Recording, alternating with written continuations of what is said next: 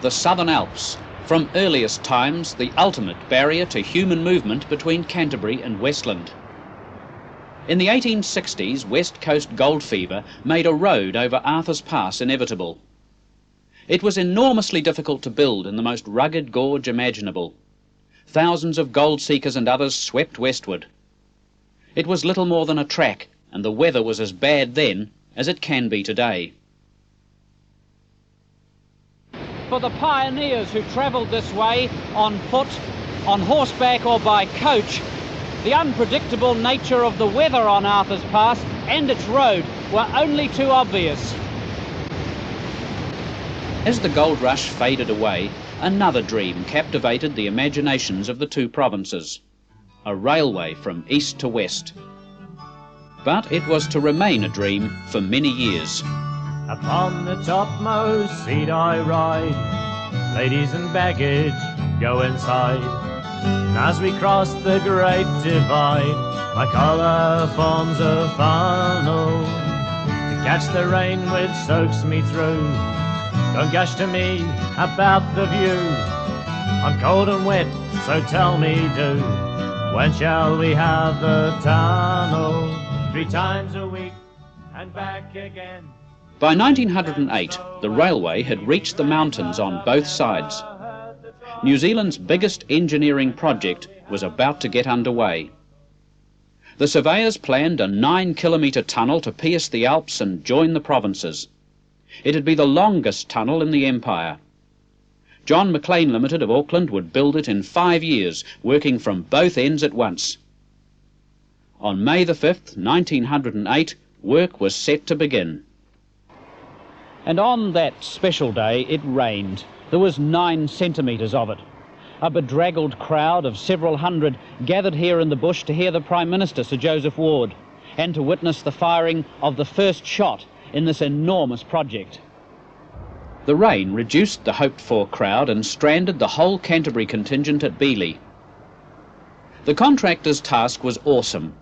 The rock was hard and the climate was harsh, and there were union troubles, and it was almost impossible to get enough skilled labour.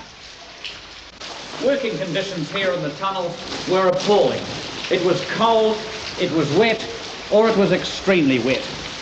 The idea was that the workers would drill holes in the rock, stuff those holes with gelignite, and then they'd run back to safety while the charge went off. They would then go back up to the face of the tunnel and they would clear away into little wagons on electric railway through here all the rubble that they'd blasted out.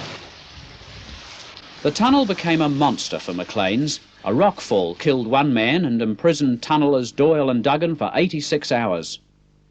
Another man died in a landslide, and time slipped away. In the end, the Public Works took over. The project was to take 15 years to finish.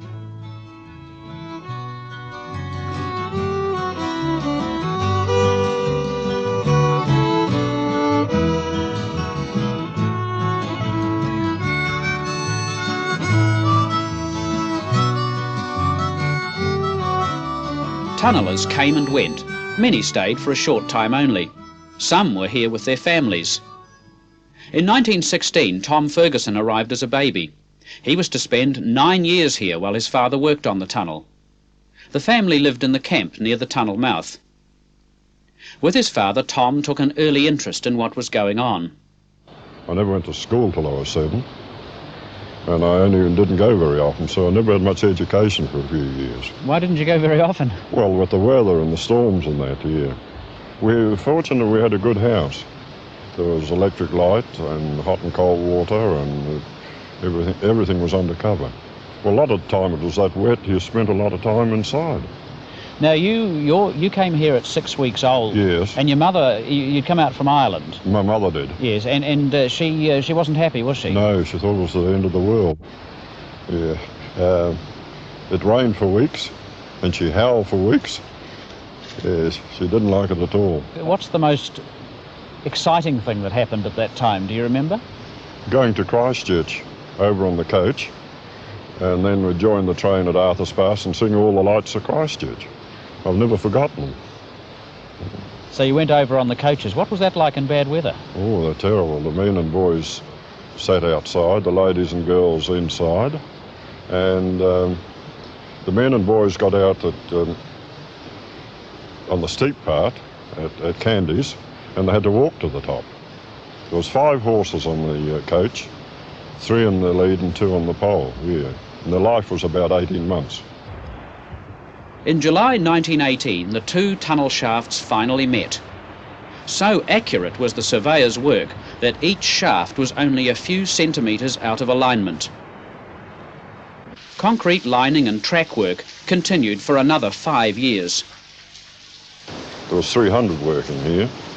They lost their jobs in the tunnel and that, and some went into gold mining, and some shifted to Christchurch. We shifted to Christchurch, and it was depression time, and things were hard. So steep was the grade in the tunnel that electric traction was chosen. It was to be New Zealand's first electric railway. Facilities for it were built at both Otira and Arthur's Pass, and a new township was built at Otira. The Prince of Wales inspected the site in 1921. The tunnel was finally opened on August the 4th, 1923. And so ended the saga of this country's biggest engineering project. The 2 provinces were linked by rail. It revolutionised transport and gave Canterbury and Westland that special link that they've had now for 65 years. The tunnel is no longer the Empire's longest, but it remains a remarkable achievement, a memorial to a generation of railway builders and to the determination of the people of 2 provinces.